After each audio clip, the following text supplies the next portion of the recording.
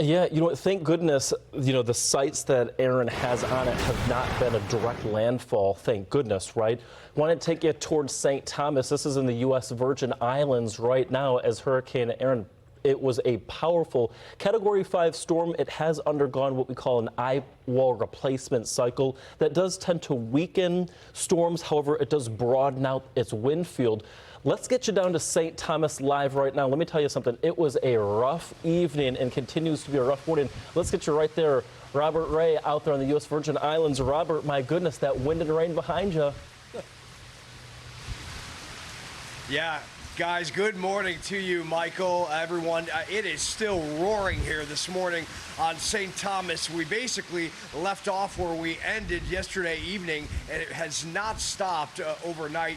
Consistent winds here and wind gusts over 50 miles an hour clocked here in St. Thomas overnight. And believe it or not, only about 2 inches of rain, but the rain really falling and blowing right now as I speak. The sun coming up and all of this wind-driven rain. Palm trees still getting battered here as the storm is to the northwest track right now. But believe it or not, the British Virgin Islands received up to almost 10 inches of rain in areas, and power outages are spotty all over the U.S. Virgin Islands and in Puerto Rico. But gosh, guys, we look at this video from yesterday, if we can, with the really heavy thunderstorms, lightning, and thunder all over the place last night. It was a show, to say the least, and a lot of those heavy rains at some point and winds as the sun was going down created almost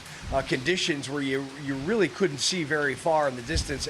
And the mountains here, the terrain, that was one of the biggest concerns here yesterday and still is today about travel, not only for folks that live here in the USVI, but a lot of tourists and moving around. And especially, if anyone woke up this morning thinking, well, the storm has passed. Well, this is that backside, and we're still getting a lot of those outer bands kicking up here across the U.S. Virgin Islands and Puerto Rico as the storm is making its way for a brush to Turks and Caicos, and then eventually up with impacts into the U.S. mainland. A big issue is going to be travel again here today. Yesterday, cancellations all over. Flights today are very iffy, obviously, because you look at here, conditions behind me, pretty tough to get an airplane in here in these scenarios. So we will see how all of this goes in the hours to come and when the atmosphere may calm down here in St. Thomas. But what a ride it was yesterday to see that rapid intensification. Unbelievable, actually, to think that on Friday it was just a tropical storm and then it ramped up into a Category 5 hurricane, now a Category 3 as it went through some eye wall replacement overnight. I have to tell you, when I walked out here this morning and we were all preparing, I said to myself, wow, I can't believe it. We are still roaring here in St. Thomas. And what we just got with the bands and the rain, really intense stuff. Unbelievable, this storm. And we are nowhere near the end. This book is not written, not even close, on Hurricane Erin's path, track, and impacts. Everybody keep watching and monitoring Fox Weather as it moves up and makes that chute between Bermuda and the U.S. Big impacts coming on the U.S. mainland. Back to you. Yeah, hey, Robert, just curious, obviously there's a lot of boaters and a lot of mariners on St. Thomas. How are the boats holding on and mooring and hanging tight?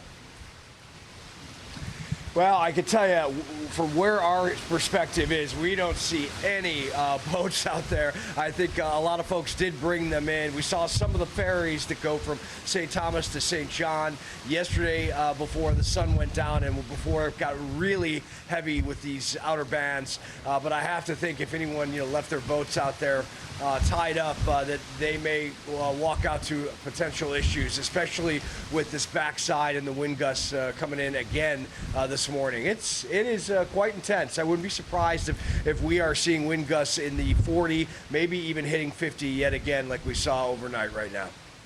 You know, and that totally makes sense too, Robert, because I was just doing a back of the envelope calculation, and the center of Erin is about 230 miles northwest of where you are, 230 miles.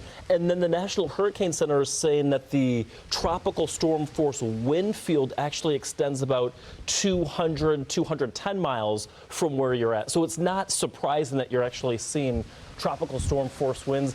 But man, nice that you still had power though, because boy, those winds can knock down many trees, many power lines in the whole 9 yards. Robert, we'll check back in with you in the next half an hour-ish or so. Thank you for that live report. We appreciate that.